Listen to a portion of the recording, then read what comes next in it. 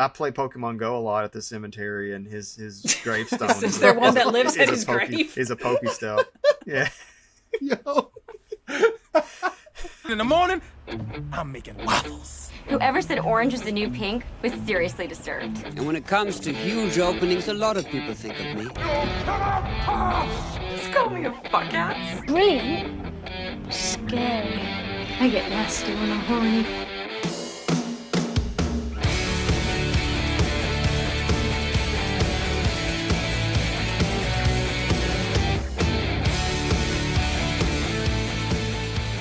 Welcome to Not Another 2001 Movie Podcast, a show exploring released movies during the first year of a chaotic century. Today we're going to explore some uncharted territory. I'm Slate. I'm Allison. I'm Josh. All right, guys. What's your favorite myth or legend that you remember from growing up? Like it could be, I don't know, Bigfoot, Loch Ness Monster, Bloody Mary, something that you remember being, told to you as a kid that's kind of lasted your whole life. I can roll with this. So the movie Urban Legend is all of my younger nightmares come to life. Literally almost everything featured in that movie was something that I had heard from there's someone in your back seat. Like when I first got my license, that was I was constantly turning on the lights and looking in the back seat before I got in the car. The scratching on the roof of the car and taking off, but it's hanging the guy from the tree. I'd heard that before. The Pop Rocks and Soda, of course, we all heard that one growing up. Gangs and flashing their headlights at you. Yep. I remember my sister telling me that. It's just it. Oh yeah, I actually looked up the Wikipedia because I was I remember so many of these being things that I'd actually heard. And the kidney stealing the someone's... kidney, yeah, waking up in a bed of bathtub of ice with your kidney missing. Those were the big ones, and my friends and I definitely tried Bloody Mary in the mirror at slumber parties. Yeah, of course. All right, Josh, what about you? I love the cryptids. That's something I've always just had an affinity for. I don't know that I ever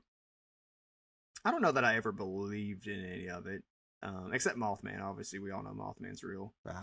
Okay. Mothman Festival. Shout out Mothman Festival. It's a hell of a time. If you ever haven't been, it's a really fun time. Me and my wife got to go a few years ago with some of our friends from high school. Mothman, it's probably Mothman if I had to just pick one. Although I'm a big, I will say the one, I guess if I was looking at one that I wanted to say I believe in, or I think there's probably, you could talk me into to believe in it. All the Area 51 stuff, the aliens and all of that stuff. I don't think it's that big a stretch to say that the government is keeping secrets from all of us in some form or fashion. That's pretty something I don't think is such a big limb to go out on. So why not? Why not aliens? Okay, all right. Yeah. So for me, I was always really obsessed with. I wasn't a Bigfoot person, but I was definitely really into Nessie, the Loch Ness Monster. I don't know why. I always thought that was really cool. And recently my girlfriend she got into it's a History Channel show, the Skinwalker Ranch. Have you guys? Yeah. And I didn't know much about it. And we started watching about 3 or 4 episodes of that and got pretty hooked into it. So that's kind of one of our guilty pleasures now. And it's weird because it's they're shapeshifters, werewolves, they're Native American spirits, but they're also aliens. I don't know. It's kind of confusing. But yeah, so that one's cool too. But for me, honestly, the reason why I asked this is because growing up, probably my most favorite thing out of every myth was just the idea of the lost city of Atlantis. I really thought that, just a civilization just covered by water and disappears overnight and can never be found again was just the coolest story. And of course that was told, by Plato, the philosopher, I don't know. I always Greek mythology, things like that always kind of really just took me by storm. So, which leads me to the number one pick, the film that we are doing today, Atlantis, the Lost Empire. Ah, yes. The Sam Bowie. The Sam Bowie. The Greg Oden, the Lynn Bias, dead on arrival, number one pick of our famous draft. I'm here today to justify why this pick was number one the best that I can. So let's put on our mole cosplays and let's dig in. Oh, God. Alrighty, guys. Atlantis the Lost Empire was directed by Gary Truesdale and Kirk Wise. It was released on June 15th, 2001. This film was released by Disney, and it was sandwiched between Emperor's New Groove on the front end and Monsters, Inc. less than 5 months later. If you add in the animated TV movie, you have Recess there that's kind of between those two, between Monsters and Atlantis. But as far as like big theatrical releases, it goes Emperor's New Groove, Atlantis, then Monsters, Inc. Atlantis took 4.5 years to make, with Truesdale and Wise deciding that after they had finished doing The Hunchback of Notre Dame, they decided they wanted to pivot and get away from doing the traditional Disney style musicals and romance and things like that. And they wanted to embark on this epic, adventure, like an exploration, something that's more of journey to the center of the earth, if you will, that type of thing. And, the filmmakers and production team, they're very open when discussing this film in the pressers and the bonus features and everything about making this film different.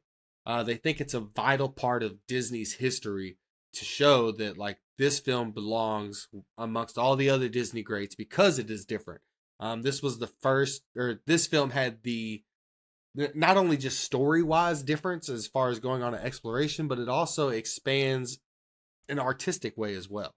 There's never been a film before this film, animation-wise, that has as much digital animation mixed in with the traditional artistry as far as, the drawings and things like that. They were really big on trying to pivot and create something new there. And I truly believe that this film mixed with, Toy Story and Monsters, Inc. are really kind of the three vital pieces that kind of pivot Disney away from doing the traditional animation and getting more into the digital and Pixar style of making films, if you will. This film was budgeted for $90 to $120 million. Round up or down. Yeah. Yeah. I don't know how you just lose $30 million and don't know, where, 25% of your budget went. That's crazy to me. So I'm more inclined to say that this film probably cost $120 million, but they only wanted to say it was 90, so it didn't look as so much of a loss when the box office numbers hit. But anyways, the film ended up making $186.1 million, which is widely considered to be a flop. Atlantis received mixed reviews. It never really seemed to kind of find its footing. If you go on Rotten Tomatoes, the critics score at 48% approval. Your fans are slightly better. The audience gave it 55% approval, and the Metascore is 52. So it's kind of just right there in the middle. It's odd in the sense that this film is kind of polarizing. People either seem to love it or they hate it. But also you have a really strong contingent of people that are just kind of meh on it. Like, and it's weird because it was panned, I think, when it first came out, but years later, it really developed a core cult following of people who think that this movie is vital, is important, and just a great story and journey. So, you had people that fell in love with it years after its release. Now, let's get into the characters here. I can't wait to talk about these characters because there is a slew of them. Atlantis the Lost Empire stars Michael J. Fox as the main character, Milo Thatch. He is the most incompetent genius I've ever seen on film. He's surrounded by a cast of characters that include the final performance from Jim Varney as Cookie the Cook. Rest in peace, Ernest. Cree Summer as Princess Kita, who somehow never gets mentioned as a Disney princess, which to me is crazy because she is the definition of a Disney princess in this movie. I want to chime in on that for a second because All right, go ahead. I'd never made because I hadn't seen this movie before we were set to record for this show, and so I didn't even know there was a princess. I probably should have assumed it's a Disney movie. I should have assumed there was a princess, but she's not even like Milo, right? Is at the sort of the focal point of all the marketing, and he was the character I knew just because of the silhouette and the style of. He was the only thing I connected to Atlantis, other than like the imagery of the machines and the ocean and that kind of thing. So I didn't know there was a princess in it. And then I had the same thought when I was watching it before I even read the show notes. I was like, how is this not she's not even Never. like casually mentioned from time to time. She's just completely absent. She's the turnkey to the whole plot, really. Yeah, it's wild. She's a very pivotal character, very strong character as far as the way she's written and portrayed in this film, and they just never do anything with her outside of this movie, which is so she's odd. Cool. She's awesome. She's well, we'll get into it, but she's a lot like Zoe Saldana in Avatar. But other than her, you also have Corey Burton as Mole, who is kind of the comedic relief in this film. Oh, you mean the resident pervert of the movie? Yes. Every film needs one. I guess so. The humor, this is another great example of 2001 where the humor is far more risque for a children's film than you expect. You have a character who is smoking the entire time that she's on film, and had to be one of the last animated movies where that was the case, right? She is great, by the way. She might actually be my favorite. She also sleeps in the nude. So yeah, but then you also have James Garner as Rourke, who's kind of the head of the group, the general lead mercenary, whatever you want to call him. Also the main antagonist in the film as well. Don Novello. 25 years, man. Don Novello is Vinny, who is the flower shop loving pyrotechnician. He's pretty awesome too. I really like his character in this film. Phil Morris is Dr. Sweet. And then last but not least, Leonard Nimoy is the Atlantean King. I'm going to go ahead and throw it to you guys. What are your all's thoughts on this whole cast of characters, the performances? Who's your favorite, least favorite? What did you think? First of all, I want to go back to your previous section and say that I had never seen this movie before, and I was kind of dreading watching it, to be honest. That's more of a commentary on how I just have a really hard time watching animated movies. And I frequently enjoy them when I do, but there's just like a mental block. I just dread watching them. But I was like, oh, I'll watch this in sections over 3 nights because there's no way I can sit through it. And then I was like, after the 30 minutes, I was like, I'm kind of hooked, and I watched it all the way through, and I really enjoyed it. And when I went back to like look at the reviews and stuff, I was shocked that it seemed to get such like bad and mixed reviews, because I was like, I thought this was, I understand the shortcomings, and we'll talk about that. And I'm like, I don't disagree with a lot of it, but I was like, I thought this movie was really fun. I really liked all the weird characters. No, they're not all super developed, but they all kind of have a part to play, and they have unique voices. As soon as like the cook appears, I was like, well, that has to be Jim Varney, Oh, yeah. Even though it doesn't sound like his regular voice, but I'm like, that's definitely a voice he would do. And Phil Morris, I was like, I know this guy's voice. Where do I know it from? He was Jackie Stiles on Seinfeld. Oh, okay. Because I was like, I can hear this voice in my head wherever I heard it. I'm like, oh yeah, he's from. I had to go look him up. I'm like, I heard him on Seinfeld. Had no idea that was Leonard Nimoy until I saw the credits. Yeah, I thought he was really impressive because it's one of those voices that like after you watch it, when I watched it again, I was like, okay, I can see. But I was the same. I knew going in it was him, but I could see the why you might not peg that right away. I'm gonna be honest with you. From my perspective, my least favorite voice acting in this entire film is Milo. Michael J. Fox takes me out of it. I think he's got a. I agree with that. It's too distinct. It's his voice is very distinctive, and it's his voice. He's not putting on like Right. a vocal performance necessarily.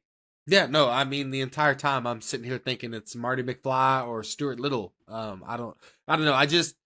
I think you could have gone with damn near anybody else and I would have liked it more. And that's not a knock on Michael J. Fox. I don't dislike Michael J. Fox, but it just his performance as Milo, I never am fully invested in it, and maybe that's why the audience too didn't love this movie. Maybe they couldn't get invested. I don't know. I mean, there definitely is shortcomings in the storyboarding and the writing. Honestly, I think one of the things that blew my mind is the whole film is based on the premise that this movie, or this whole film is based on the premise that this lost civilization disappeared overnight, and you spend 2 minutes at the beginning of the movie just devouring Atlantis in water, and you don't invest the time to show us how cool it was before, how this whole tidal wave came about, and get us invested in any of the characters. It definitely feels very Disney formulaic at that time, but I think it could have been better if maybe the first 10 to 15 minutes are in Atlantis before you destroy it. I don't know. It was fast paced for that. Kind of jumping on that for a second. One of the reviews, or it was like an excerpt from a review. I didn't read the review, but it's from Wesley Morris. I think he's with the New York Times now, or he has been with the New York Times at some point, but I don't know who he was writing for at the time. But he just wrote something along the lines of this being. It was a fairly positive review in at a time where there weren't a lot of those about this movie. But talking about like there's a burbling adult film underneath like the wrapping of this movie, and I think a scene like that you're describing, or an open to the movie, would almost be more at home in adult, and here adult is not just not kiddie. I mean, it's because it's like a kids movie, a family friendly movie, but I think like PG-13 version of this movie might open more like that kind of how you describe, where it sort of sets you up and sort of misdirects you into really falling in love with some of this lore and this place, and then just crashing you. I do love the opening scene though in this movie. I mean, I love like it is unlike. I think they do achieve that right away. Like there's no other Disney movie before or after that opens the way Atlantis does. I felt exactly that way. I haven't read that review, but the whole time I was watching it, I kept thinking, this seems like a more adult live action movie. This is something, I mean, I think we've kind of, as I mentioned in a text to you to get like Stargate, I kept thinking this reminds me a whole lot of Stargate because James Spader was a linguist in that one too. But it doesn't seem necessarily like your typical Disney plot. It was like, this could be live action, a even darker tone than it already is. And I felt like it kind of expected you to go into the movie understanding a little bit of what Atlantis was, hence them not going into all this, like showing how amazing it is. I think they're like expecting you to kind of maybe know some of the lore already, which I don't think children would necessarily know. And maybe they didn't think the children would be invested in the lore of it, and the adults had kind of knew enough about it that they didn't need to spend time on it. But yeah, I mean, I don't know. Like, it just, to me, I agree. I think this film would have been amazing if it was a live action movie, especially if you set it in today's time. This might be one of the, if Disney were to remake movies in live action, hey.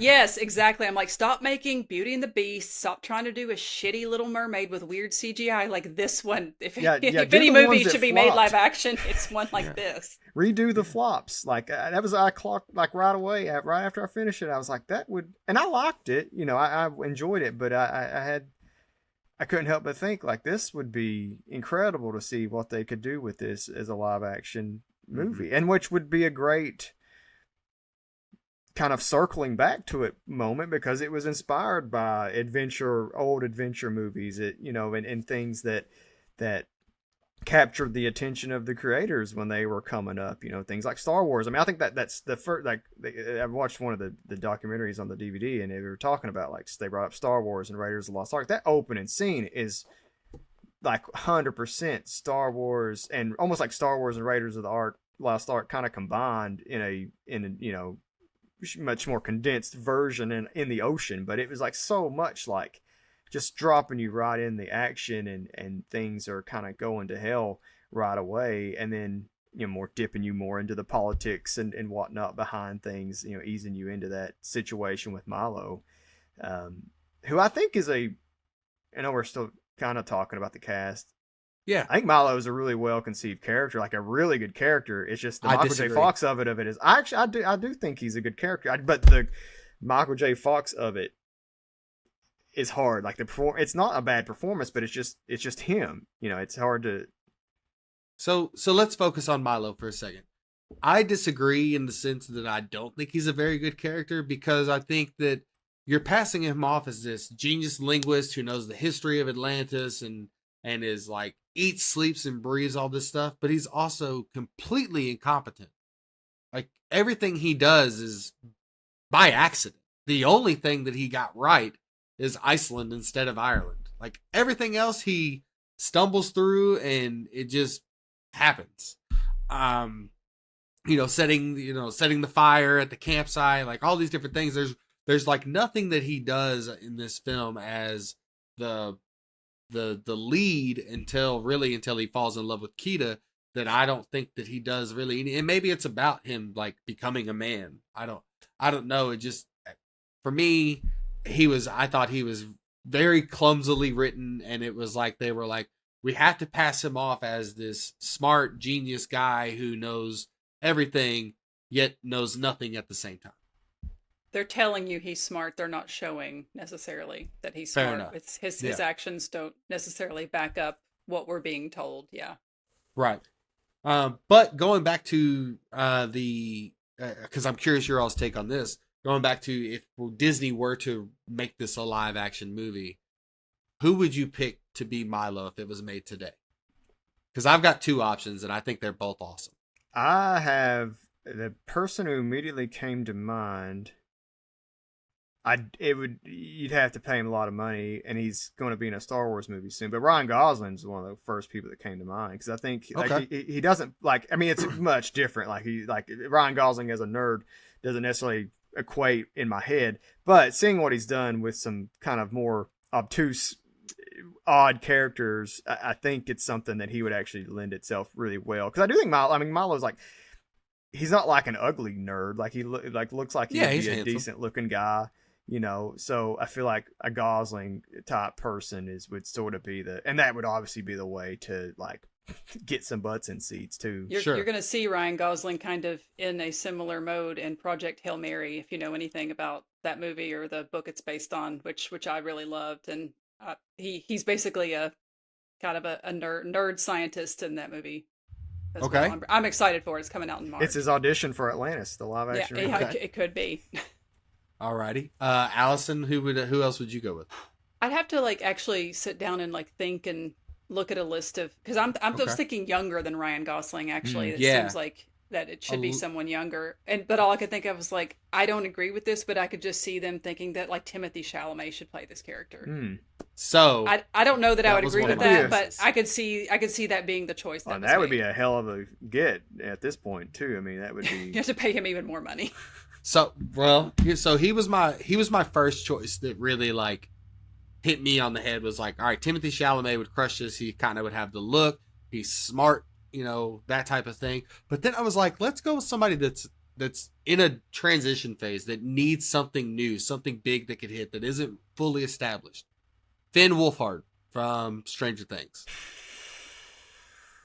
Say what you want, but he's actually a very good actor. He was fantastic in the It movies. He's great in the Stranger Things films or shows. And he's Stranger Things is done. It's wrapped up. If he's not pivoting soon, he's going to get pigeonholed into doing essentially nothing. So I think he could really do a good job. And then my third choice, when you guys started talking about Ryan Gosling, was Glenn Powell. Yeah. Glenn was another guy in the back of my head. Everyone's trying to make Glenn Powell happen. Hey, Glenn Powell's awesome. I think he's great. But I don't think it's going to happen. I just feel like it's hard to become damaged goods as quickly as he has. But he's had Twisters was probably the only thing he's had that really hit. I mean, the Anything But You, the thing with Sydney Sweeney, but they're very. Yeah. I think he's really good in The Running Man, which I finally got to go see 2 weeks ago. That movie He's didn't got get that very Hulu good show, too. reviews. Yeah, but I thought he was kind of perfect for that character. But yeah, it just feels like they keep trying to put him in stuff and like nothing is ever hitting, and I can't exactly explain why. But I do think he's like I mean, he strikes me as someone who would be, because I do think if you were going to do this as a live action movie, I mean, there's the way that Disney would probably do it, which it becomes this big live action, shit show, but or a CGI shit show. But the way I think it would be really cool to do it is, you would need a lot of CGI to obviously to pull off the water and stuff. But like if there's a way you could film it where it could be like a throwback to like the stuff that they did in the 50s and 60s. Disney did a lot of live action adventure type things, like kind of like the stuff that Raiders of the Lost Ark is like, to me, like the prime example of like a really good adventure movie in my mind. They're like all proto that. I think that like they're like the things that sort of lead you to that being such a fantastic movie. But you could do something that's more like an evolved version of those movies that could be really cool if you did tackled Atlantis that way. And I think that would be like, if it was made like that, that's something that could probably appeal to somebody like Glenn and probably to Timothée Chalamet. I could see that being, like if you pitched it to them like, oh, we're doing this cool like old Hollywood thing, like that could be appealing and be something different. It would differentiate those live action remakes in a way that they all kind of just look like retreaded version, like lesser versions of the things that came before them. Yeah, the problem that you would run into is that, like, again, another one that wasn't mentioned but falls in this category would be Tom Holland. If you put Tom Holland in this movie, it becomes Uncharted 2.0 kind of, right? So, but going back to the cast of characters, who stood out the most to you? Who was your favorite? Who did you guys like the most, that the performance wise? Who is the older woman's? I'm blanking on their names because I have early. The lady with the cigarette. Yes. What is her character's name? Oh, Bertha. I keep wanting to say like Dolores or something. It's kind of old fashioned. It's definitely an old fashioned name. I think it's Bertha. Is it Helga? No, that's she's no Helga. Helga's she's the mercenary. Yeah, she's the other mercenary. That's right. You got Mrs. Packard. Wilhelmina Bertha Packard is what. Wilhelmina Bertha Atlantis Packard. That's an amazing name. No, they just every once in a while they just cut to her and let her say some insane deadpan line and then cut back, and it was great comedic timing every time. She's fantastic. What about you, Josh? I would be going against my heritage to not say Cookie, Jim Varney. Okay. Even, we'll just ignore the sweet mother of Jefferson Davis. I don't think Cookie is very woke, but he has my favorite his line bacon in the grease whole movie. might wake you up. But he'll give you a big old cup of bacon grease as a goodbye present. He says, stuff. He says we've got the 4 main food groups: beans, bacon, whiskey, and lard. What is this? That would be lettuce. Lettuce? Lettuce? It's a vegetable cookie. The men need the 4 basic food groups. I got you 4 basic food groups: beans, bacon, whiskey, and lard. Love well, it. And I wrote down that line. I wrote down a bunch of his lines, but like between that and the Bertha chain smoking the whole time. I mean, this movie is very because obviously I think those would be hard things to get away with in a Disney movie today, even though it's contemporary to the time, because this is set in like 1914. It's like right between World War I and World War II, and that's important, I think, in terms of what they've done with these characters. I mean, stuff like the Civil War would have been something that Cookie would have been participating in, and that's smoking why he says, "I got a tattoo of the 38 states," and I was like, "Is that because is he just too dumb?" Or is that because literally when he got it, there were only 38 states, yeah. Which seems like a possibility given the time frame. Yeah, and we don't know how old he is, but he seems pretty old. He's definitely quite old. That was getting into that, the time frame of when this movie is set. That was an issue that I had with it. I kept thinking while watching this movie, and maybe I'm wrong, but I felt like the technological advances were far superior than what they were actually in 1905. I felt like there was it just didn't seem accurate. It took me a while to realize that it was set back then. I thought the same thing. I thought like it seemed very modern, and like the digger and the machinery. Yeah.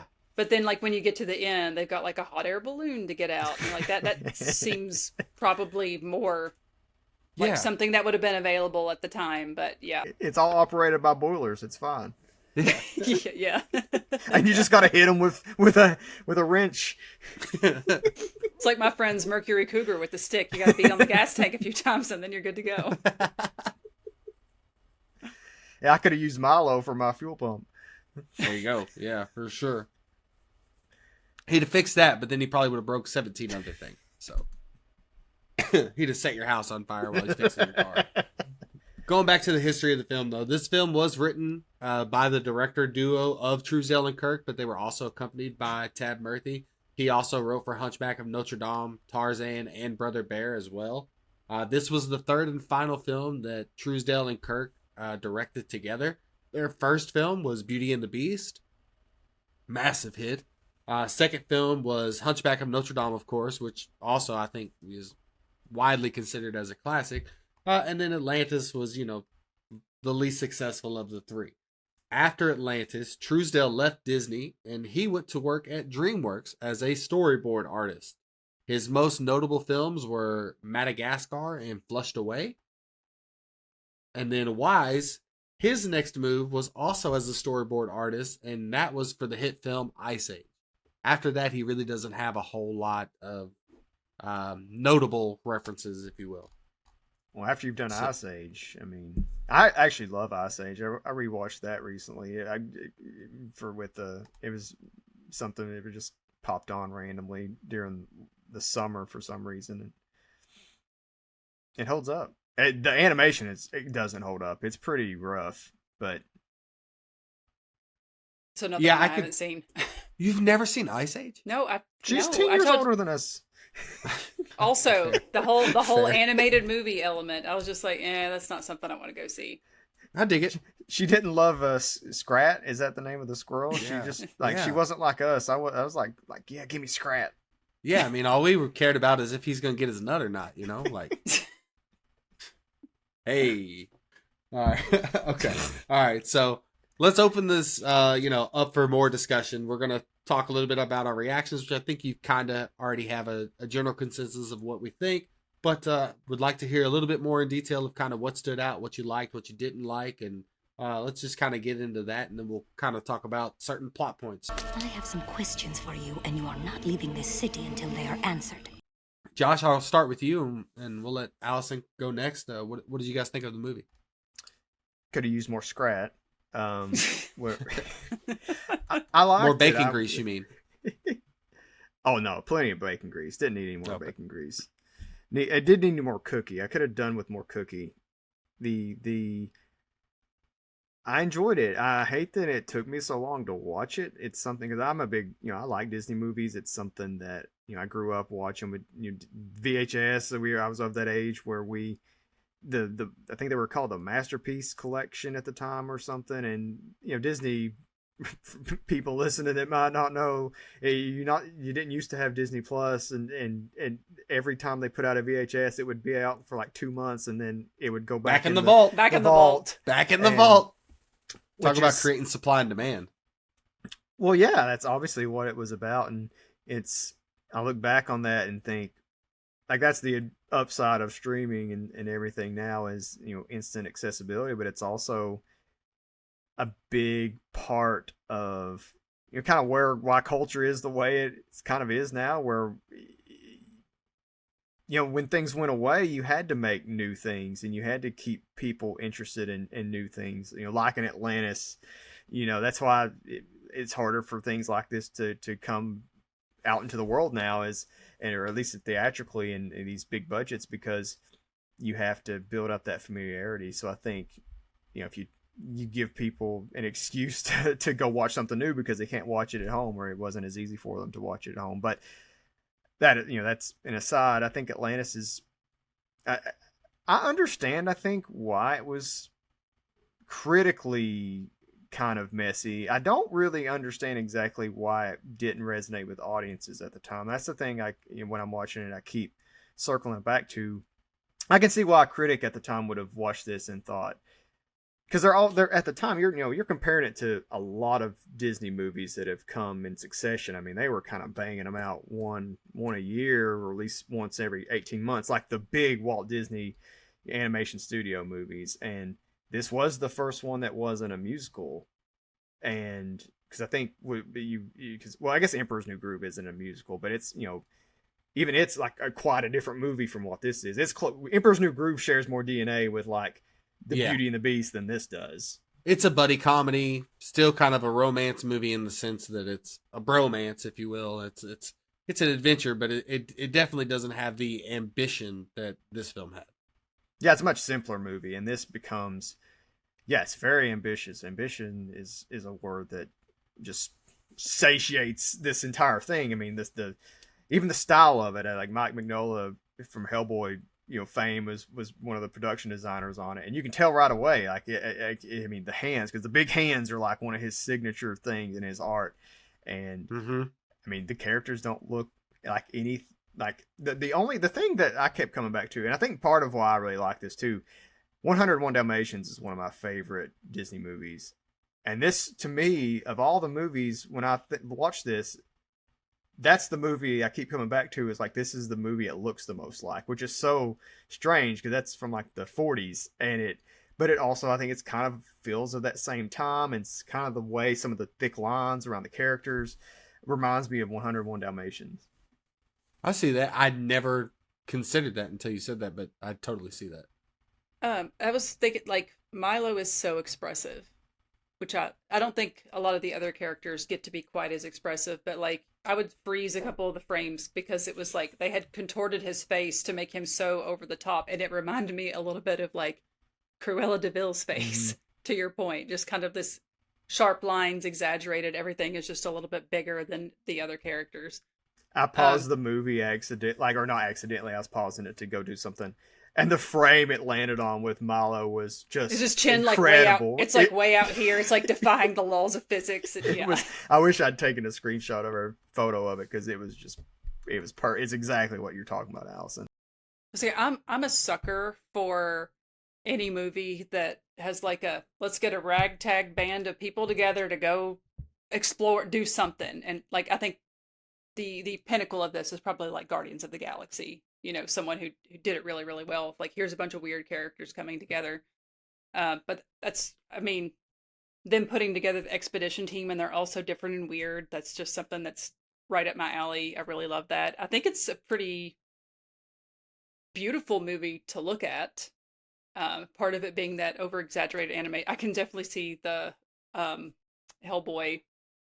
Now that you say that, Josh, I'm like, oh yeah, I can see that. This is both a critique and a plus for me. I appreciated that they did not waste any time. We are moving quickly. We're getting this team together. We're going down there. We're not like holding scenes longer than they need to be. I mean, to some extent, there are some things I'm like, you could have fleshed this out a little bit more and taken a little more time with it, but it was moving. And that kind of helped me actually sit down and watch it in one sitting, because I was like, oh, like we're getting down there, or we're learning what's happening. That was the one thing about the pacing. Right when you said there were some things you wish you'd lingered on, the one thing right away I would have liked to have spent more time with was Milo and Kita learning together about Atlantis. I think because you get to spend that time with them in the ocean, where they're analyzing some of the old hieroglyphs or language, whatever they're calling it in the movie. I don't remember, and then it goes right away into the villain plot and the takeover and the thing that you kind of can see coming. I wish there'd been some more in between that with them, getting to and develop their relationship too, because I think that's really the only hang up for me in terms of character development. Because I think it's weird that was such a big point of critique among critics at the time. Because like, I was watching this and thinking some of that in the back of my mind, and I don't know, like, I can't think of too many Disney movies where the character development is like through the roof in a way that's much different from Atlantis. So, but I think that could have been one thing you maybe could have done to add a little bit more to that relationship, might have, swatted away some of those critiques at the time. And I think a piece of it that kind of ties into that is she says, like, oh, none of us know how to operate these vehicles. I'm like, I find that really hard to believe. And like all this knowledge has been, she say, lost? Yeah, Or I think forgotten. it's lost. It's one But or like, the other. it kind of becomes, I was like, this is me making an assumption because I don't think they come out and say this in the movie, but I was like, that doesn't make sense. They're all still down there. And like, They can't read their own language? Like, right. But I was thinking of if the king, who was clearly like thousands of years old, she's thousands of years old. I'm like, is it just the royal family that has this kind of like a Lord of the Rings royal extended lifespan of this certain bloodline? In which case that would make more sense because the king has kind of chosen to hide everything away. And if the other Atlanteans are, for lack of a better word, turning over faster, then you would lose that knowledge because he's choosing not to share it. But if they're all thousands of years old, then I'm like, then I don't understand how there aren't some people there that remember that you like put your hand here and basically turn a key. And I feel that could have tied in more when they were getting to know each other. I felt like there could have been at least a little bit of exposition as part of that for her to kind of explain this culture. And sure. And see, yeah, that was one thing that stood out to me that I didn't quite catch either, was like, so Milo, who's not Atlantean, can read this lost language that nobody else can read, and yet she's Atlantean and can't read her own language, and they can't use their, You know what he is? He's not a Mary Sue. What do they call it? The Gary Stew. Gary Sue. In which that he like magically knows how to do all this stuff, but we got to give him a flaw. So he's like super clumsy and hapless, and that's his adorable trait. But somehow he also just knows how to do, to your point, how does he know how to do this stuff when clearly he doesn't seem like he's actually very good at his job? Right. Well, he's a linguist. I feel like the language part is something that but he's also a kook, right? And I think kooks, yeah. I think if you're someone who's really intelligent and gets hyperfixated on things, you also kind of do become a kook sometimes. And I think that's part of like, I'm going to defend Milo as the character, just in the sense of like, I do think he's kind of like I don't want to say he's an incel, but he's almost like kind of like that too. He's like one of these like just really hold up and obsessed with this. He's really hyper fixated on something to the point that it gets in the way of his own. Like if he is a genius, like it doesn't matter because he's so obsessed with this one thing that it sort of derails anything else that could be happening that's a positive with momentum in his life. That's fair. That's totally fair. For me, my reaction to the film is, I think that after watching this film, I watched it when it first came out, and I remember liking it. I don't remember ever being in love with it or thinking it was this, ambitious piece that was, something that's different and all of these things that I currently now think that it is. But I hadn't watched it in years until we did this draft, and I watched it and I fell in love with it. And the reason why I fell in love with it is because I do think that it is different. It takes big swings. I think this is one of those films that is where it is because I think it was before its time. I think that it got the reception that it got because the time that it was released is not the time it should have been released. So like I think you got to give kudos to everybody who worked on this film as far as like production, art design, directors, writers. Are they perfect? Absolutely not. There's a lot of flaws in this movie, plot points, character flaws, just tons of things. I think that like one of the main focuses in this movie that I think is really nice, and we'll get into it kind of in the bonus features, is where they're, the main line in the movie is, your grandfather had a saying, your basically like your memories are what you pass down to your children, type thing. I have the quote here. I'll get to it in a little bit, but it's really, about that family tie and having something special to give your kids and the stories that you're going to tell them and pass on. And while I think that's a valuable piece in this movie, I think also like going back to the story of Atlantis is the reason why the city of Atlantis was destroyed, Plato says, is because basically they got overconfident, took everything for granted, and, you know, we're the best culture and we really don't give a shit about anything else. We don't care about making the world better. We don't care, you know. AKA America? Yeah, for real. So, History pretty much, repeats itself. Sorry, I should say United States, because America is technically could be more than one country, but fair. Yeah, Canada's doing fine. Yeah, you know. But we love you, but Canada. I think that's a valuable piece that's missing is like taking things for granted too at the same time. And I think that if you're gonna hit home with the family aspect of it, you need to focus more on Milo's relationship with his grandfather, which they don't. You have this picture and this helmet, and that's all you have. You don't have any memories. You don't have him sitting on his grandpa's lap while his grandpa's telling him the story or any of these things. So like it's I think that they tried to do too much and focused on too many things while not focusing on enough at the same time, which is weird. This very well could have been a 2.5 hour long film. And I think some people would say it's too long, but I also think it would be amazing if you were able to include everything that this grand picture requires. Well, I definitely would be anti 2.5 hours. Not a Scorsese fan, are you?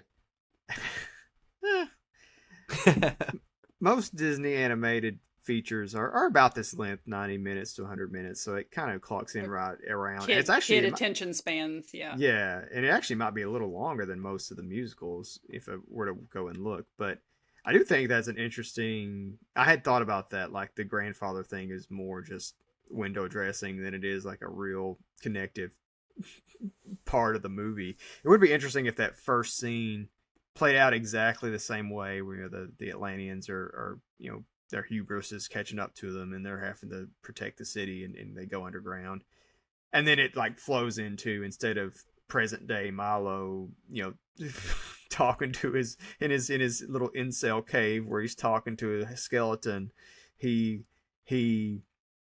it's like what you said, his grandfather on his knee, he's on his grandfather's knees, and he had just told him this story, and then it could just be a quick, like even just like a little 30-second scene in between that transition that could have told you so much about like why he appreciates it. And I would have liked that better, honestly, than what they do, which is, he takes I thought the helmet thing, I thought that was kind of silly. And that's fine. It's a kid's movie. It's supposed to be silly, but I just thought I thought there was going to be a payoff for that later. That was my main hang up with it. And it's just like, oh, it's just a little cute little gag.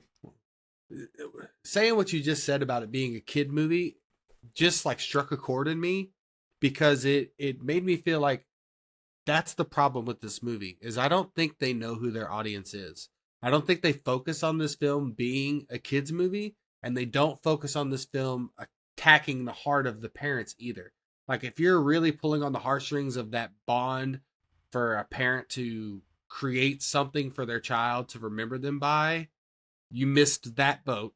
But you also didn't dive fully into the kid thing either. You tried to please everybody, and essentially you kind of didn't really fill anyone's stomach, Well, and they dropped the ball on the Atlantis side too, or the Atlantean side, because they kill off the king, and I mean, daughter's not even there to see him die, and she's aware of it, and they have a little kind of call at the end, but it's not something. They don't even really let that emotion play out. He just kind of dies, and it's like, okay, on to the next thing we're going to try to fast forward to. So I think, yeah, you're right. That they don't. Because that's tough to do if you're trying to really go for kids, because they're going to like either not care or. But Inside Out does a really good job of doing it.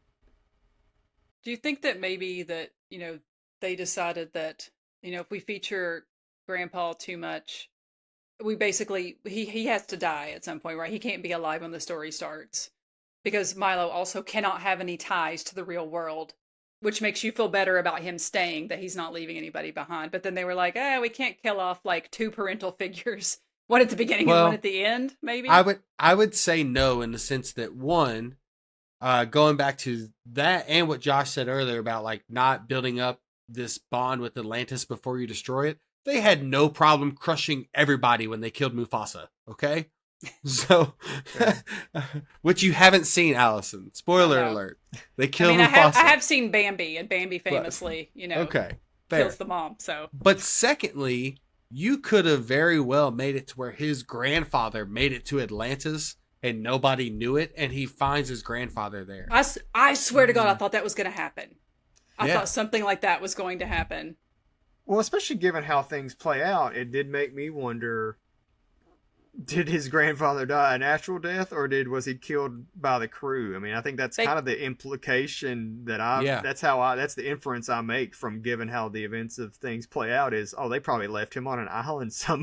He's kicking it with some coconuts somewhere, I think that kind of goes back to your point, Slate, that like this movie should either be, I think, a little bit darker, and this goes back to our, like, it could totally be a live action movie, PG-13, or maybe you need to pull back a little bit for, like, there's some scenes in this movie that I was kind of like when the sub goes down and it floods with water, and you clearly see there are crew members, they shut the door, and you're like, oh, well, they all killed drowned. Tons of people in this movie. He's like, we started with 200 and it's just the 10 of us. I was like, shit. This is all we got left. 190 of them just dead. And then they crash when they're running from, I guess it's the Fireflies, and it's, they crash, and then he just goes, all right, anybody dead? Roll call. And I did love that thread. Okay, who's not dead? Yeah. Okay. Academics never want to get your hands dirty. Think about it. If you gave back every stolen artifact from a museum, you'd be left with an empty building. We're just providing a necessary service to the archaeological community. Exactly. So we're getting into the plot points, right? We've already met, kind of going through. We've already met Milo. But one thing that we skipped over that we haven't talked about yet is Preston Whitmore. Preston Whitmore is, his grandfather's best friend, another explorer, if you will. Pretty much the guy that was funding his trips, I would say. He's the Elon Musk in this sure movie.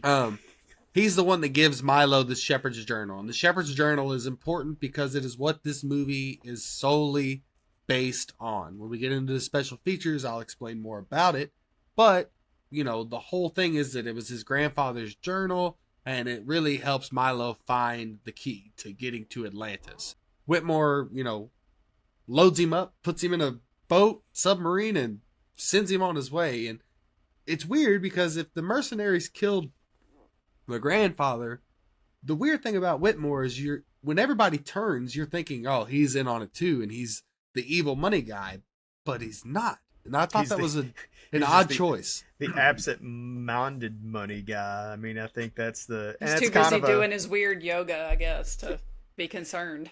And he's like, in that sense, he's just like a true-to-life character. He's just spending money on things and not paying attention. I mean, it's like that level of wealth. You're just so rich that you just send people off in a submarine from the future, and and right, and you don't care. 1905, guys, 1905. After they do that, we get to meet the crew, and we go on the expedition. We start digging, and they get to the Firefly scene where Milo's using the bathroom and sets the entire camp on fire, and then that's when right after that.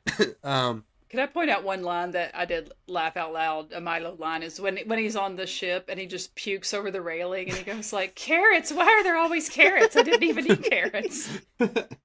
I really liked when Dr. Sweet was like, "I need you to fill these up," and he says, "With what?" And there are 2 jars. Two jars. So yeah, I thought that was fun. I really like Sweet too. I think Sweet's a really fun character that really gets brushed over and doesn't have a whole lot in the movie, but his moments I think he makes the most out of every time. Also weirdly hot as a cartoon. Like there's that one scene where he's shirtless. I was like, they didn't need to make him that cut, but they did. Listen, Debbie Thornberry growing up, guilty. Love Debbie Thornberry.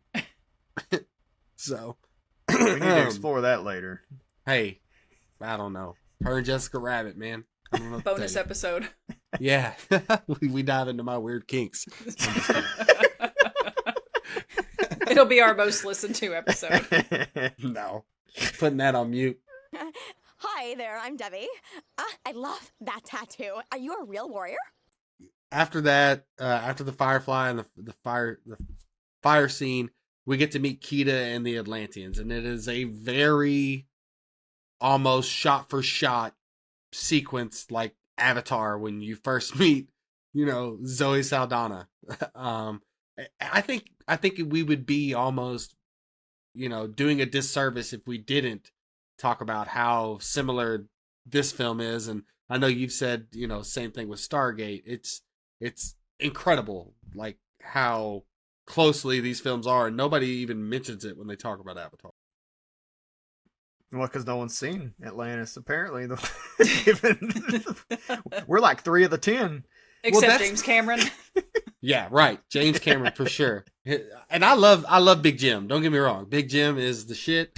I love James Cameron. But yeah, that's the thing. If we were to end up making Atlantis a live action right now, everybody would say it's a ripoff of Avatar, which is wild to think. But if honestly, you not only do you have Avatar, you've got Pocahontas is a massive part of this movie as well.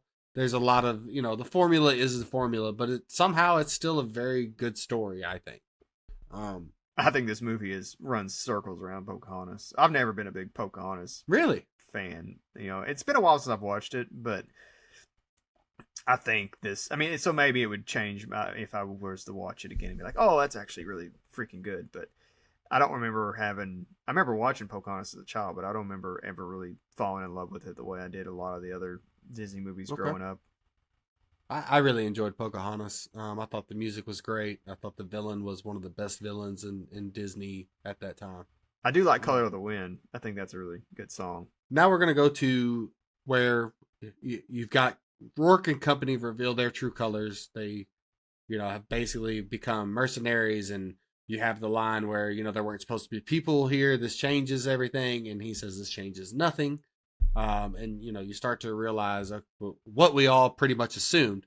But at the same time, I didn't think that Cookie or Abigail would be in on it. Like, come on, man, Mole, yeah, but them. Yeah, I thought this thing when they kind of swim up and they're all on the shore and every one of them is holding a gun. And I was like, really? All of them are in on it and are okay with this, because several of the characters seemed like that was not true to their nature.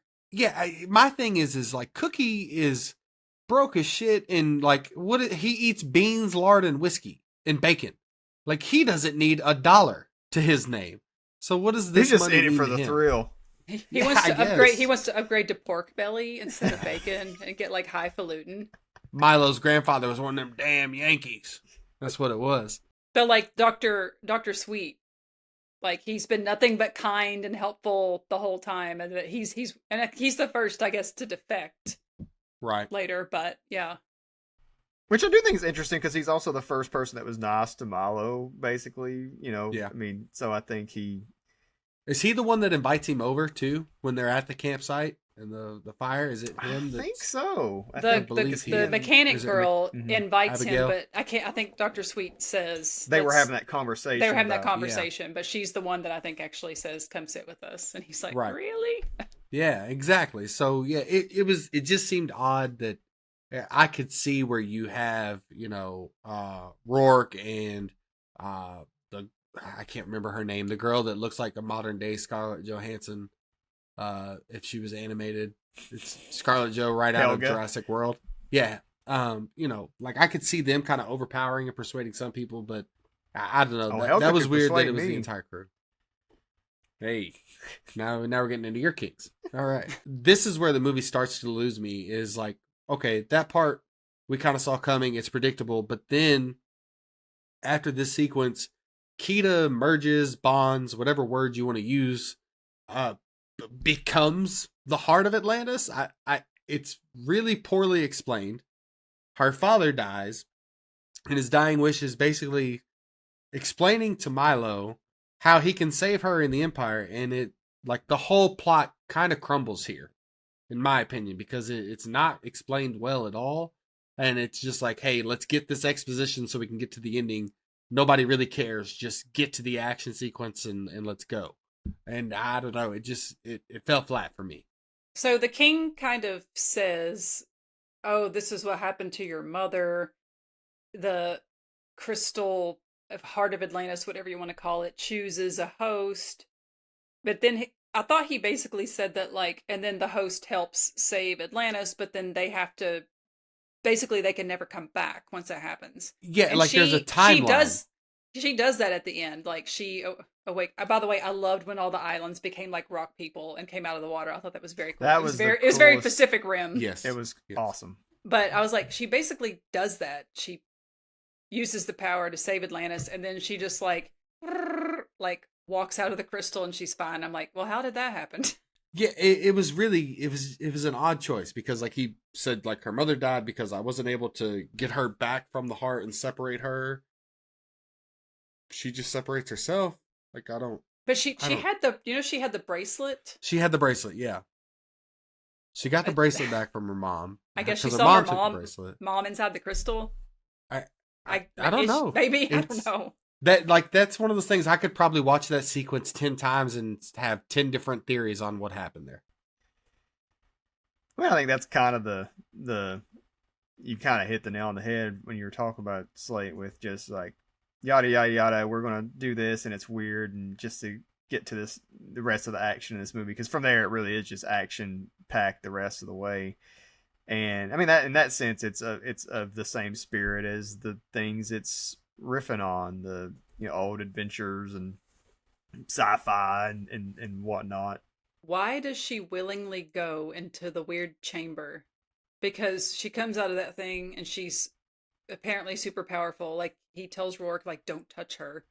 And they just, then the next scene is they're like, come on in. And she just gets in and they like lock her. I'm like, if she has this power to stop this now, why is she willingly going? Does she think that this is the way to save Atlantis? But as soon as she leaves, they clearly all start losing. I don't even think they're holding her at gunpoint at this point. Like, they're just like, just dragging her on in, and she's just like, "Oh, it's the gods. Let's bow."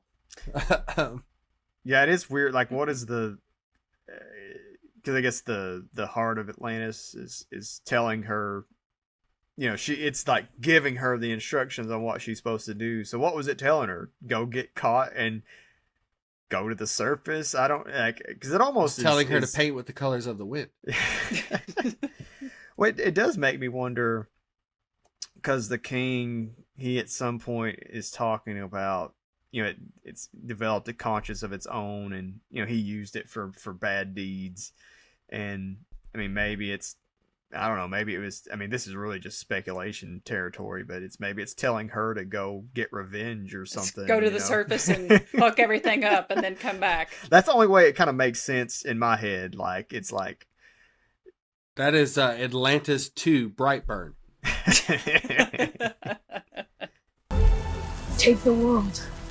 After that whole sequence, then you've got the battle sequence, which I think is really extraordinary. I mean, I don't know what you guys think, but you've got some really good dialogue in there where the hot air balloon is too heavy and Rourke's like, throw everything overboard, and she's like, well, unless somebody wants to jump off, and he's like, you first, and then that whole sequence is really good. Like there's some really good heel or villain lines in there, and he calls himself an adventure capitalist at some point. Yes.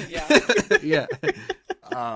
Milo really starts to fight for what he believes in, which is, they do a good job of making him fight physically, but he also gets his ass kicked, which I like. Which I did too. Usually he's all of a sudden his muscles are 3 times bigger on screen than what they've been the entire movie, and he starts fighting, and honestly I think I wish they'd have done more with maybe Kita or some of the Atlanteans helping Milo even the score, and they're a warrior culture, right? And essentially it doesn't seem like it's mostly on Milo and the people who have had a change of heart that are now helping him restore the heart, but because but I get it. You know, most of the Atlanteans are dying, I guess, because of the hearts being removed. But I don't know. I thought the sequence was really well done, though. The just total action. It really like leans in heavy to this is now adventure action movie. It's very not a kids film. Star Wars-esque with all like the little machines like Yeah. and kind of shooting at each other. Yeah, very, very true. It definitely does have a little bit of Star Wars to it. It would have been really cool to see like maybe Milo using one of the Atlantean shark things from the beginning or something, you know. But yeah, and then after that you've got you know, after the heart is restored and you know the bad guys are defeated, Milo decides that he's going to stay with the crew, or I mean he's going to stay with the Atlanteans. The crew leaves and heads back, and they're tying up loose ends with Whitmore, and you get some more good, you know, Cookie lines, or he's like, "Well, he fell off a balloon." I mean, lost, you know. Yeah, they're rehearsing their story for the press. The other thing about that, so they take the photo, and then it kind of cuts to Whitmore holding the photo, and then he pans down, and they're all wearing absurdly like expensive clothing, with the implication being that they're all rich now, which like kind of made me laugh out loud. Yeah, very good. Also, the other thing about the battle that I laughed at was when Rourke suddenly, so he's been fighting Rourke, and suddenly he appears, he's got an axe. Yeah. In his hand, and he's coming after him on this hot air balloon with an axe. I was like, oh my god, I wasn't Where'd that expecting come that. from? Yeah, he just loved break in case of emergency. Yeah, break glass and pulls an axe out. I kind of loved how they killed him off, which was also again kind of dark for a kids movie. It's like touching him, and he turns into crystal, I guess, right? But yeah, like he's like a monster. The character design where it's like it looks like there's fire inside of his mouth and his eyes, but he's crystal, and then he just like shatters. It's like, that's again, it's a kids movie, and I feel like that's kind of a dark way to go compared to a lot of them are just like, oh, he falls into an abyss. Yeah, and he never fell see him into an again. abyss. Yes, he's dead, versus showing kind of a horrific kind of you know, no coming back from that one. Yeah. I think Cookie says he was transmorgified. Is that the line he uses? I had two lines from that scene that I really liked. One is, I think it's the explosionist who's coming to. He's right as the battle starts. Vinny, yeah, right as the battle starting. It's either him or Milo that says this. They say, "Heads up, we can't let them reach the top of that shaft," which just made me laugh because like heads up. Shaft. Like I don't know if that it was intentional, but I thought it was pretty hilarious. Made me chuckle at least. I thought Vinny was a really fun character because Vinny's probably my favorite. Being the pyrotechnic like explosion guy, you'd expect someone kind of rough, but he has this like little gentle, weird voice. And he runs a flower shop, and he had a lot of. I wish I'd written him down. He had a lot of good lines that made me laugh out loud throughout too. He's like, oh, we only have 8 sticks of dynamite plus the 2 of my personal sticks.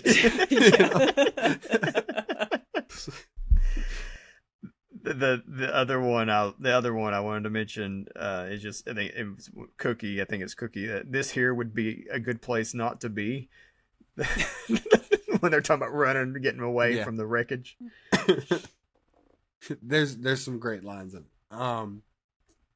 So, but that pretty much sums up the movie, right? That's pretty much the end of it. I think it's time for us to kind of dive into the special feature of this film, and it really is actually a special feature.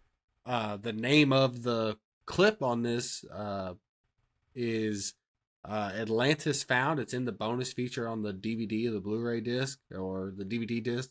You can also find it on YouTube. You just type in Atlantis Found and it'll pop up. I do have the clip in the show notes. It's about, I think, a 7-minute video. But when you get to the 4:45 mark of this bonus documentary, whatever you want to call it, you run into John Pomeroy, who is the supervising animator for Milo. And he explains that this movie is based off a fairly heirloom that was passed down to him from his mother. It was his grandfather's war journal from when he was in the French army in 1905. He even goes as far to explain that the journal was passed down to him in the same kind of wrapping that Milo's grandfather's is passed down to him in, like where it's, in a big brown envelope type thing. It's got, rope around it and all that. And, again, Pomeroy is quoted saying the same thing that Whitmore tells Milo, is that your grandfather had a saying, "Our lives are remembered by the gifts we leave our children." And I feel like at the heart of this movie, that's what they really wanted to try to get across. It definitely seems like that's something that Pomeroy is very big on. You can tell just in his voice and inflection when he's talking about it. So I thought that was really neat that this is, this film basically was inspired by a man's mother and sister saying, "Hey, we were in Grandpa's attic and this is what we came across." And he's diving through pictures that are written and journal entries that are from 1905, from when his grandfather was in the French, army, and decides to come up with this, gigantic story with, along with everybody else. And I don't know, I just thought it was really cool. And kind of wanted to ask you guys, what are some family heirlooms or traditions that your family passes down, or something that you may hope to pass down to younger generations of your, spawn or family down the road, and how that works for you guys? Josh, I'll let you start because I think I'm going to have kind of a hot take on this. Oh. Uh-oh. Oh. Yeah, I've thought about a lot about this because I knew we talked about this being the bonus feature ahead of this episode, and it's interesting because I have a weird relationship with family. I don't really, like the family, when I say family, like the people I came from, and I don't really relate to them in a way that, so I don't necessarily have that. I've always been more of like a friends person, right? Like I tend to lean. I grew up, family Thanksgivings, Christmas gatherings, that sort of thing. But as I was thinking a lot about this, so much of my life, even until very recently, it was like kind of defined by moving, living in different houses and different places. And so you just lose things naturally the more you move around. Like my current house, the place I own, is the longest place I've ever lived in, and it's like 5 years. It's like the single place that I've lived in terms of a dwelling, and so you just move around a lot and you lose things and you move things around. So I can't even think of a possession, something that I've carried on through that time. There was something that I do have that's pretty funny though. I do have a funny story. I have a bottle of wine in a metal container from like the 80s or the 70s that I dug up out of the ground in one of our like in one of our homes that we lived in back in my hometown, and that I found, and I took it to my dad. I was probably like 11 or 12, probably something like, somewhat middle school age, and showed it to him. It was like I was cutting grass or something. I started digging around. I like clinked on it or something, and he was like, "Okay, we'll like, okay, we'll just put that away and we'll drink it, when when you're of age or something." And like, who knows if it does have liquid in it, but I still have that. It's somewhere still. It's like in my shed now. I'm never going to drink with my dad. I don't associate with my dad or any of my other like family really at this point. And but I don't know. It's something I like when I see that, I think about that memory and just him saying that, and just how weird it was that I found a bottle of wine in a metal container in the ground in nowhere, Kentucky. But I do might think be a little dust on the bottle. Little dust, some worms, bacteria from another planet. I do think though, things like gatherings, family gatherings, because that was another thing. Like I talked about moving a lot, like even stuff like that. Like we started out, we would go to my mom's house for so many of our gatherings for a long time. and she's still with us. Like, so it's like I'm fortunate in that sense that, you know, I've not really had a whole lot of people super close to me die, in terms of family, but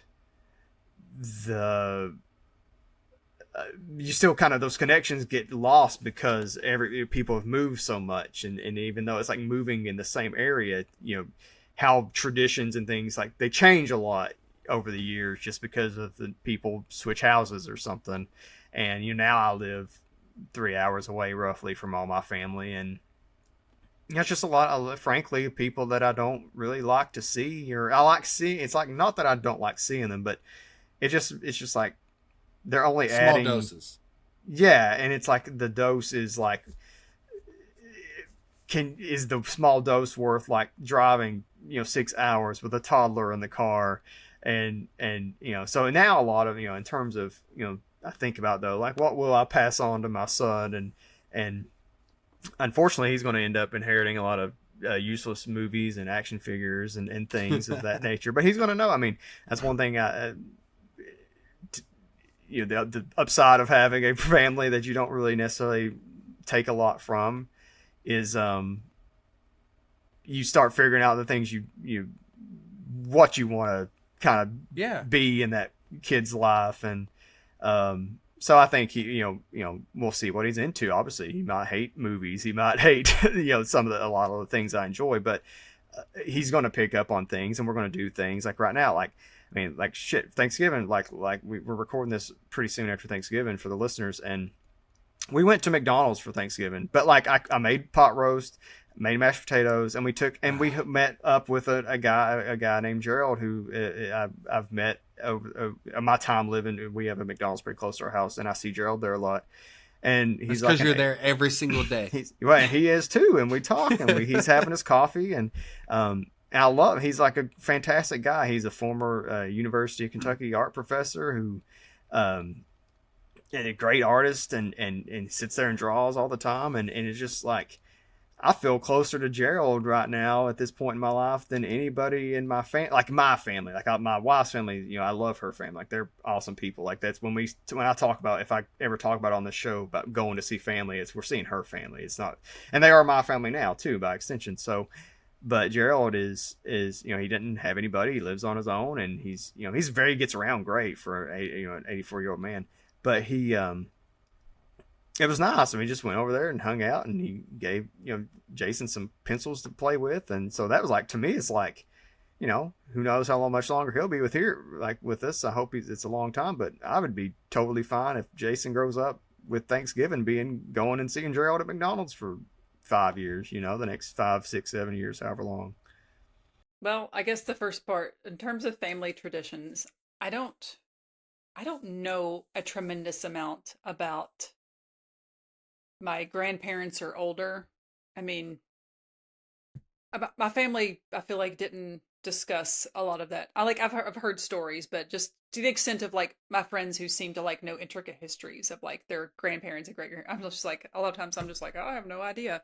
My grandma died this year. She was 102, my mom's mom. And literally that is when I learned that she was like one of the first women to like get a master's degree at her college. Like, it was in her like little obituary. I was just like, how did I not know this until now?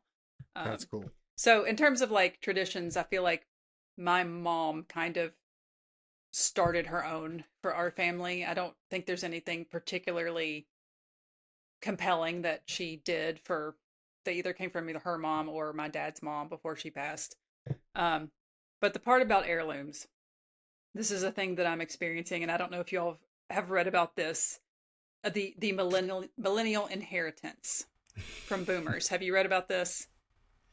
It's basically the idea that like boomers were kind of the first generation to just accumulate so much stuff because they were so successful, and they think that everything is valuable and everything is going to be passed on to their kids. And my mom has so much stuff. Like that explains my grandfather's basement when he died. It stresses me out at her house thinking about like having to deal with it all one day. And she's kind of constantly being like, you know, I have a sister. My sister has a much different take. Mom's like, do you want this like set of crystal dishes? They belong to your grandmother. do you want this blah, blah, blah? It belonged to your great grandfather. And I am most of the time saying no. I'm like, that's not something that's functional that I'm ever going to use. I don't have anywhere to display it. It's not my style, not that I would display it. My sister takes everything. And so their house is just like becoming, it's such a mishmash of like all this stuff from, you know, her husband's family and my mom's family. And I just think that like there's a lot of people around, I guess, our ages and that millennial generation that we're just being things are being foisted upon us with the promise that like, oh, you'll pass these down, these are heirlooms, and a lot of it is just junk and trash and taking up space. So not to say that I haven't kept anything. Like this desk right now was my dad's and I wanted it after he died, but I'm like, it's a great desk, I use it all the time, it serves a purpose, I get to see it and it reminds me. I have like one of his belts. He was in a band when he was younger called Arms of Affection. I have Arms of Affection. I have the music digitized. If you ever want to listen to it, my dad sounded just like Elvis. He was a really good singer. That's I have awesome. I have the record framed. I have like his Arms of Affection belt that he used to wear that's mounted up on the wall. But like I'm very selective with what I choose to kind of keep. Because I get stressed out by a lot of this is stressing me out over here, but all this stuff is at least functional. Like this is my craft room, my sewing room. So also, I mean, I'm not planning on having children, so who am I going to foist this upon in the future? Fair. You know, my nieces are going to they're going to have the lion's share of crap from their parents. They're not going to want anything of mine. Okay. Josh, you have got to cue up some Arms of Affection as the outro music for this episode so we can hear some of Allison's dad just kicking ass. Yeah, you're going to have to send those tapes over. I got them in a Dropbox. Hell yeah! I'll send you the link. Perfect. We've got a artist of the show now. Yeah, hell yeah. Okay, so for me, going to kind of what you were saying, Josh, I didn't want to interrupt, but it sparked my train of thought, was that I think that traditions and heirlooms, if you will, things are passed down differently now in a lot of ways. I think our generation is different about it than previous ones, like Allison was saying, in a sense that it's trinkets and things that you need to keep put in a lockbox or whatever. And I think, you know, while there are things that have that sort of sentimental value that you keep, other things that you pass down are your affinity for things. Like my daughter, you know, she loves wrestling, like loves it. I mean, it is crazy how much my daughter loves wrestling. We go to a wrestling show every Thursday night. My favorite thing that I've ever been able to do for my daughter was take her to Philadelphia for a week and go to WrestleMania 40. And we had nosebleeds and she had the time of her life. She met tons of wrestlers and got autographs and pictures, and she kindergarten graduation, they asked her what she wants to be when she grow up. WWE Women's Champion was what she said. Like, she wants to be a wrestler. That's amazing.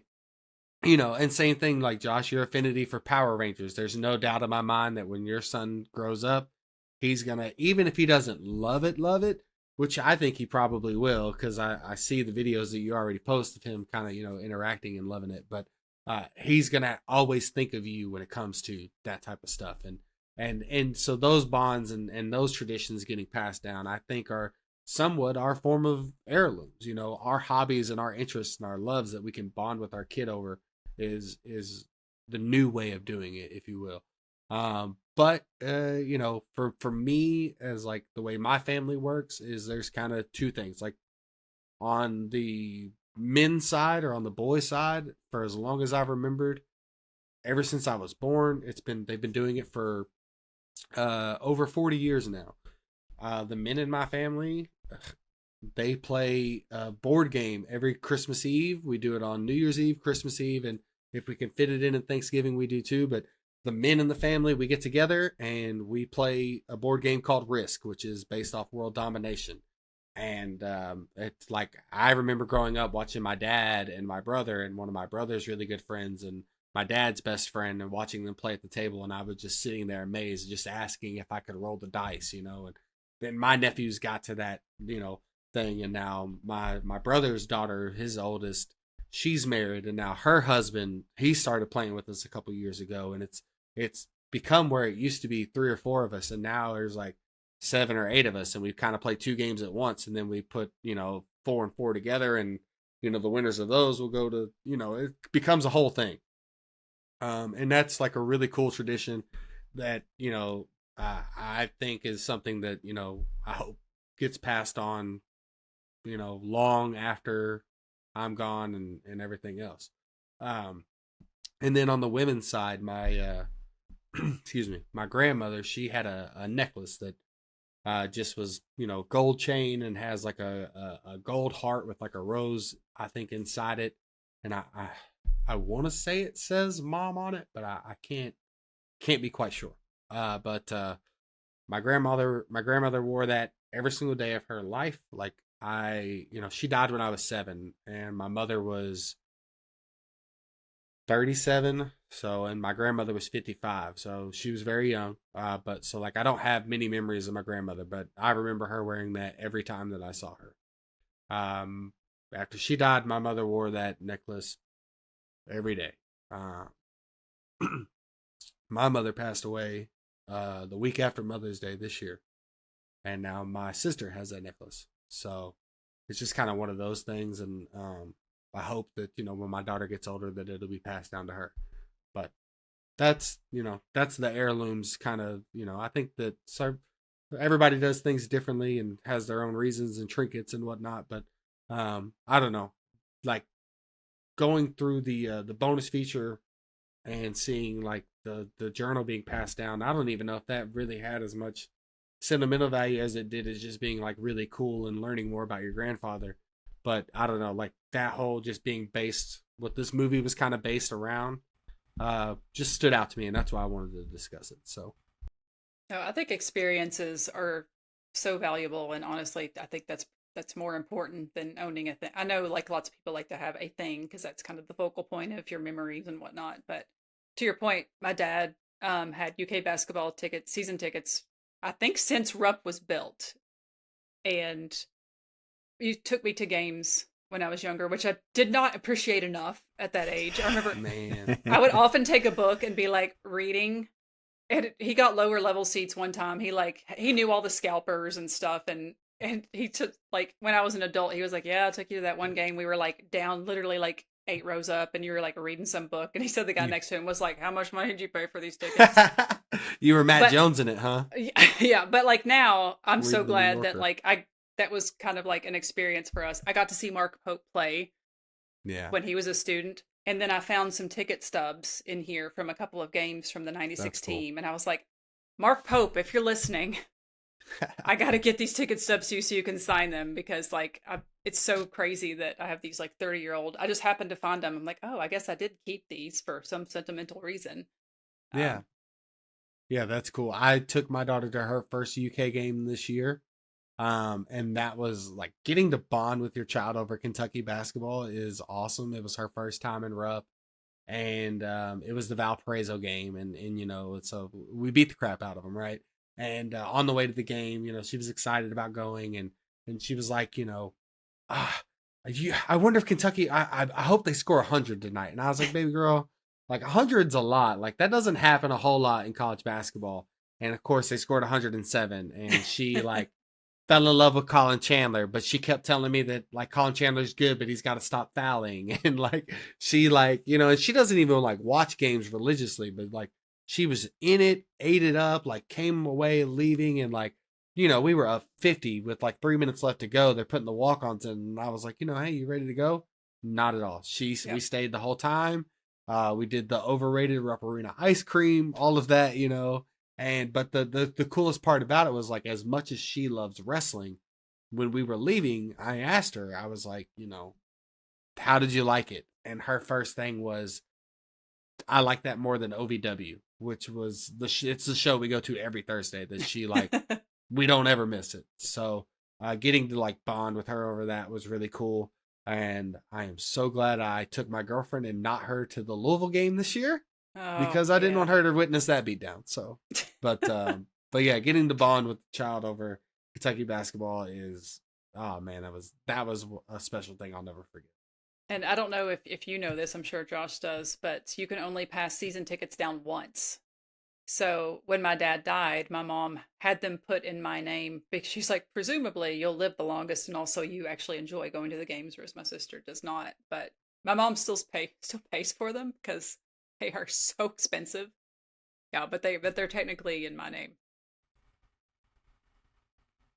I look forward to Jason's too young, but he already watches. He knows when I'm watching basketball or football. Like he knows. Like he says like bad ball, football. Like he's starting to say like he knows the difference already between the two, and which is cool for me because I didn't grow up a sports kid. You know, that was in terms of traditions and things. Like we weren't. You know, my mom. Everybody likes UK. I think even if you hate sports, you just absorb UK living. You know, people that that are listening to this and don't understand like. Kentucky basketball in Kentucky is like water, you know, like you're going to know about it even if you don't want to know about it.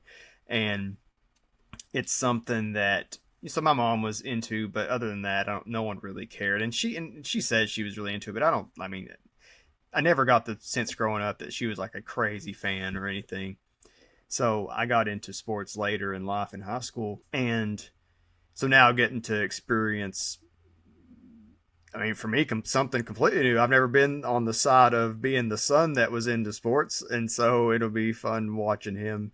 Yeah, assuming he does. He may not care about them at all, and that would be fine too. But selfishly, I hope he does, because so much of my adult and professional life has been tied to sports that it would be kind of weird if he didn't have some level of interest in them. But we'll see how that goes.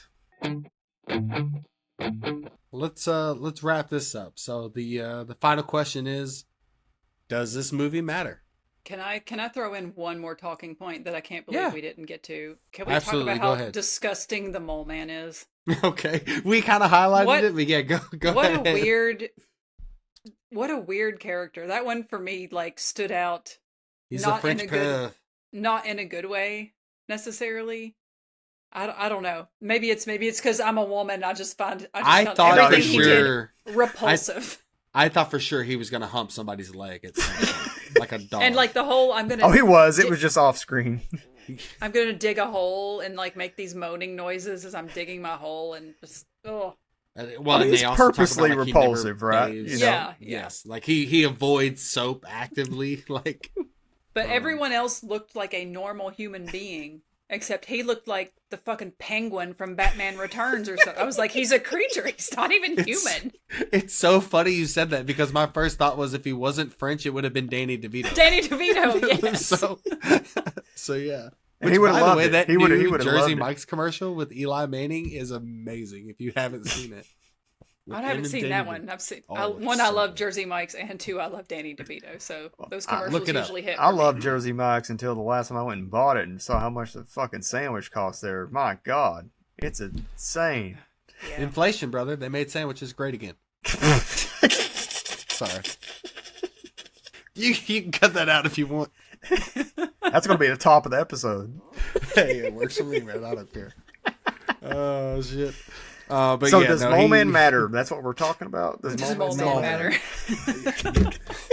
He matters in the sense that you had to have, I guess, your comedy, right? And he's definitely the over the top comedy, but he was definitely more fit for the adults in the room. And again, it seems like this film is made by adults for adults, but it's a kids movie at the same time, and he's a perfect example of that. Well, and in that sense of talking about this movie and whether it matters for real, you know, and it being ahead of the time, you talked about the technology. But I think in that sense, it was a little bit, I mean, because there's always been, you know, little sprinkles of like adult double entendre in movies. It's not like new to this. But I do think we're entering, you know, with 2001, we're entering a stage of animation, especially where that's becoming more commonplace in even in Disney animation, you know, going forward, because you know this is 10 years in, roughly a little over 10 years into The Simpsons becoming as huge as it is. I know Allison's a big Simpsons fan, but with that show, I mean, it starts off as an adult sitcom, you know, TV 14, And it's still, I mean, that's what it still is today. But it becomes at a point it's so ingrained in culture. It just people. It starts out they're worried that they're marketing it to kids because it's a cartoon and whatever. And Homer was sort of a Walter Matthau proxy and was much more serious. Even the voice was a little bit different than, at some point they realized like, oh, people love it when he's super dumb, and we're going to lean fully into that. Turn him Yeah, into and a it does become more of a cartoon, and does kind of just lean into kids do watch this and it's fine, and it's so. And I think that kind of starts seeping into everything, and we'll talk about it definitely later this year with Shrek. I mean, I think it's the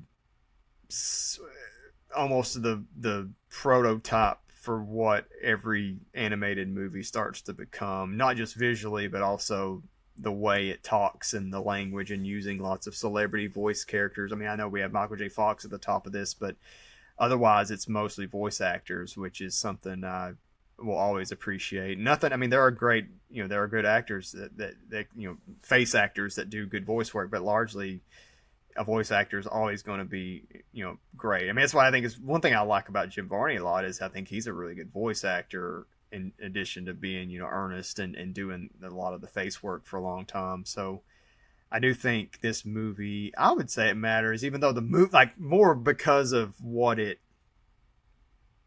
is as a peek into what's going to come forward rather than like the movie itself. Because obviously the movie was a bomb.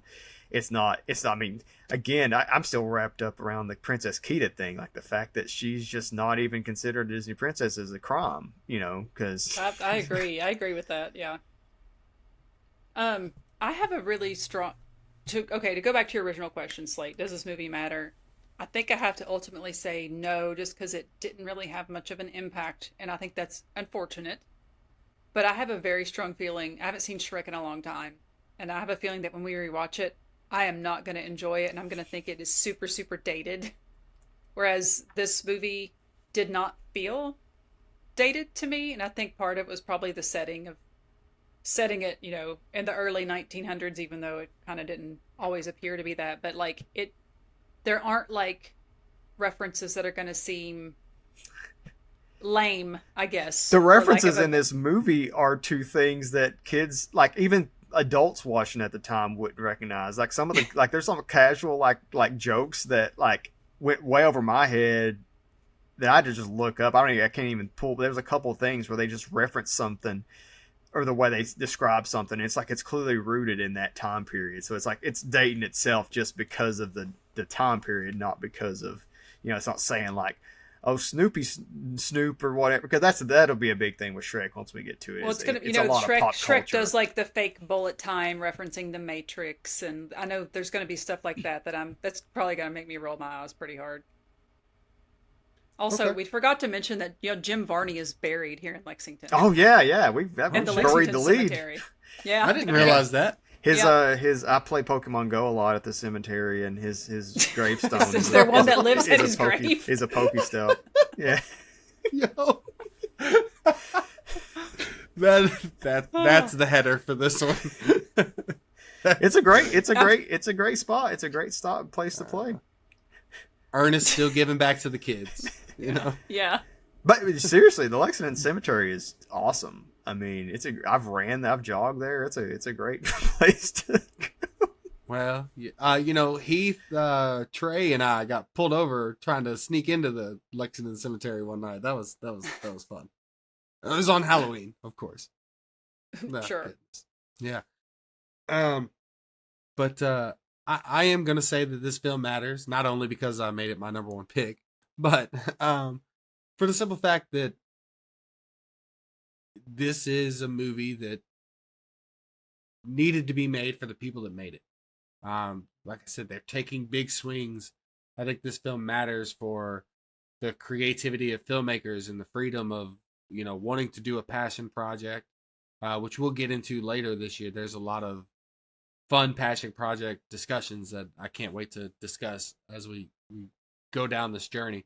But I think this film matters in the sense that, like these people, when you watch I don't know if you necessarily get it when you watch the movie, but when you watch the interviews and you watch people talk about this film and the bonus features, like it is clear that they are grasping at something that they think is bigger than the movie and bigger than them. And whether the audience received it or not, I think it matters, because I think that that's what filmmaking is all about. Everybody who grew up as a kid wanting to make a film, like, had this dream, and it's nice to see that these adults still had this dream for this movie.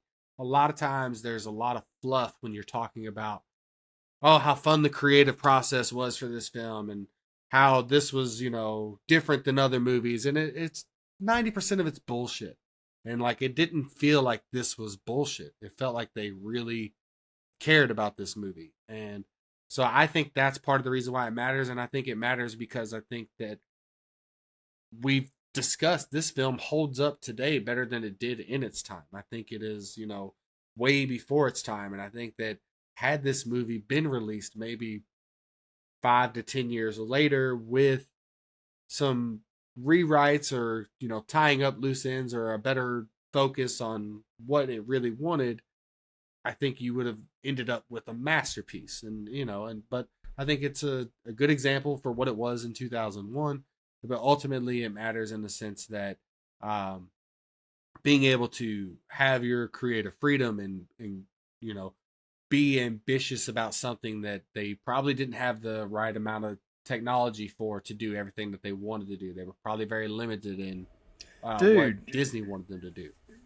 Just to interject on that, I was watching some of the bonus features, and again, yeah, like you said, the passion that these people have. Like, I mean, I think most people that make a movie have passion, but the way they talked about it was so much, you could feel the influence, like their influences that drove this movie.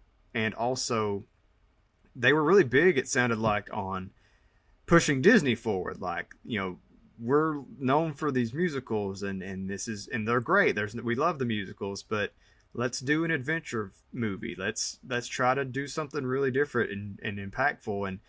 And yeah, from an animation standpoint, it holds up incredibly well in a sense that it looks, if it came out today, and it wouldn't because traditional 2D animated movies don't really get released at the movie theaters anymore, it still looks pretty incredible. Like, it looks incredible. It'd be a little more polished, I think, but I think if this movie just came out exactly as it was 5 years later, it would look like Shrek or, a Pixar movie. Yeah. It would be oddly more cartoony, I think, than it is, because of that, in a sense that I don't know how you would style this movie in a way that would fit a more 3D animated environment, if that makes sense. I don't feel like it would lend itself as well as it does in 2D. Fair. You know what? I'm going to retract my statement and say this movie matters because clearly it inspired James Cameron to make Avatar. Hey, there you go. For sure, 100%. So, did I do a good job defending? Do you guys believe that this film deserves to be the number one pick of the first round of our draft? No. You're wrong. I enjoyed it. Okay. Did not expect to enjoy it, and I enjoyed it. It's more like a Giannis Antetokounmpo. Well, I don't know. It's not a Giannis. It's not that good. It's not Giannis, but it's. I'm trying to think of a really good, role player that was drafted in the. Listen, Atlantis is Steph 20s. Curry. It cooks, bro. It cooks. Oh my goodness, what are we doing, Steph Curry? Come on. Okay. Thanks for diving in deep on this discussion of exploration, animation, heirlooms, and urban legends. Show notes are in the description, along with links to all of our online hangouts. Please leave reviews on your favorite podcast app and like us on YouTube. All right, thanks everybody. Give us 5 stars. There you please. go. Leave comments, feedback too, please. We'll only read the good ones. For sure. And on the next episode, Allison is going to show us how to get risque at the Rouge. Yes, we'll be revisiting Nicole Kidman's coming out party, as I will describe it, with Moulin Rouge. 2001, not the 1952 Moulin Rouge, to be clear. Well, that would be a completely different podcast. That would be. That's coming next year. That's the next one. We'll revisit movies from 1952. Till then, try to keep your head above water. Smell you later. We just have to throw it in now. Oh, my lord. Don't go swimming with the fishes.